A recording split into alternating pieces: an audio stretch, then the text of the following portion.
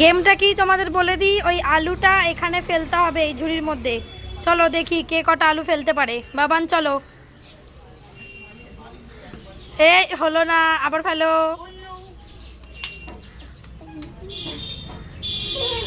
ফেলো বাবান, ফেলো আলু, ফেলো এখানে।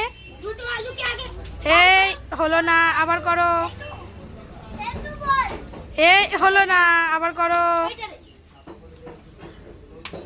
এই তো, চল এবার তুই স্টার্ট কর। এই হলো না,